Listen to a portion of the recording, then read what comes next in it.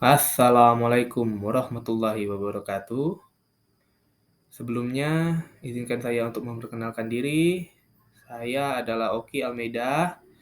Saya adalah salah satu peserta pelatihan dasar CPNS Angkatan 1 di lingkungan kerja pemerintah Kabupaten Belitung.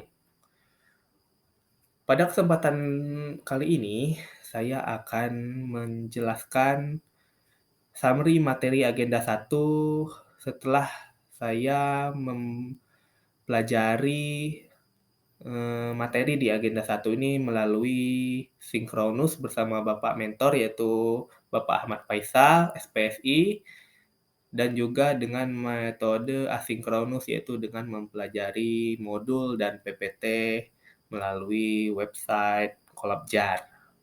Baiklah, langsung saja.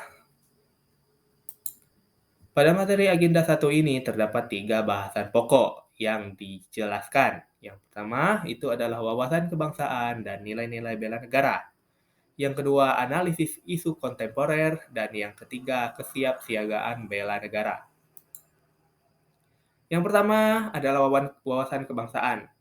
Secara sederhana, wawasan kebangsaan dapat diartikan sebagai sebuah konsepsi cara pandang yang dilandasi akan kesadaran diri sebagai warga dari suatu negara,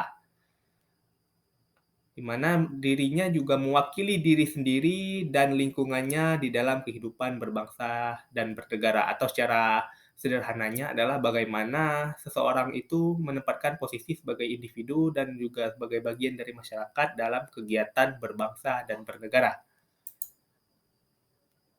Untuk dalam pembahasan wawasan kebangsaan tentu tidak lepas dari sejarah, di mana sejarah perjuangan para pahlawan yang telah memperjuangkan kemerdekaan bangsa ini, yang mana berikut adalah saya rangkum dari modul beberapa titik penting perjuangan pergerakan bangsa Indonesia. Yaitu pada 20 Mei 1908, berdirinya organisasi pertama yaitu Organisasi Budi Utomo. Kemudian pada 25 Oktober 1908, Organisasi Perhimpunan Indonesia juga berdiri. Kemudian pada 30 April 1926 diselenggarakannya Kongres Pemuda ke-1. Kemudian pada 27 Oktober 1928 Kongres Pemuda II telah terselenggara. Kemudian pada 1 Maret 1945 terbentuknya BPUPKI atau Badan Persiapan Usaha Pencapaian Kemerdekaan Indonesia. Kemudian pada 7 Agustus 1945, PPKI terbentuk untuk mencapai cita-cita bersama, yaitu pada tanggal 17 Agustus 1945 akhirnya negara Indonesia menyatakan diri merdeka.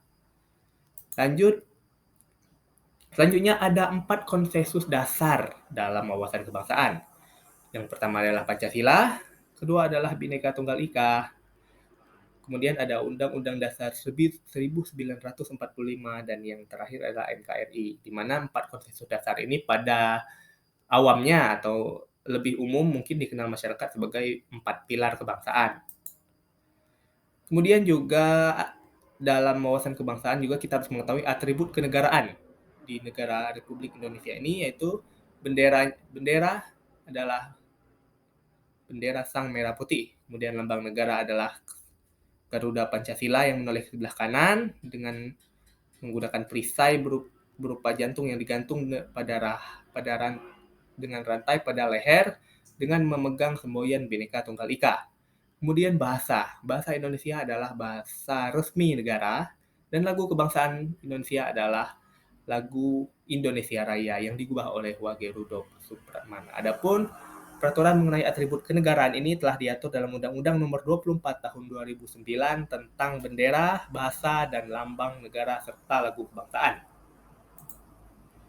Selanjutnya masuk ke poin bela negara, yang mana bela negara adalah tekad, sikap, dan perilaku serta tindakan warga negara, baik perseorangan maupun kolektif, dalam menjaga kedaulatan negara, keutuhan wilayah, dan keselamatan bangsa dan negara yang dijiwai oleh kecintaan pada Negara Kesatuan Republik Indonesia yang berdasarkan pada Pancasila dan Undang-Undang Dasar 1945 dalam menjamin kelangsungan hidup bangsa Indonesia dan negara Indonesia dari berbagai ancaman. Dalam bela negara itu sendiri terdapat 5 nilai dasar, yaitu yang pertama adalah cinta tanah air, kemudian yang kedua adalah sadar berbangsa dan bernegara, yang ketiga adalah setia pada Pancasila sebagai ideologi negara, yang keempat adalah rela berkorban untuk bangsa dan negara, dan yang terakhir adalah kemampuan awal bela negara. Kemudian lanjut pada poin isu kedua, yaitu analisis isu kontemporer, di mana secara sederhana adalah merupakan upaya yang dilakukan oleh seseorang untuk mengetahui suatu pokok persoalan yang terjadi pada masa sekarang atau sebuah persoalan yang menjadi trending topik pada saat ini, yang mana solusi untuk penyelesaian permasalahan tersebut harus relevan dengan kondisi pada masa sekarang. Berikut adalah 4 level lingkungan strategis dalam analisis isu kontemporer, yaitu yang pertama individu, kemudian yang kedua keluarga, yang ketiga masyarakat, dan yang terakhir pada tingkat dunia.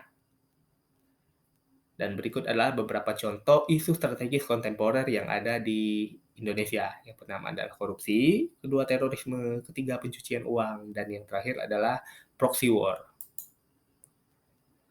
Kemudian dalam analisis isu kontemporer ada yang dinamakan sebagai isu kritikal, yang mana dalam isu kritikal itu mencakup isu saat ini, kemudian isu yang berkembang, dan kemudian pada akhirnya akan menghasilkan isu potensial yang mungkin terjadi pada masa yang akan datang.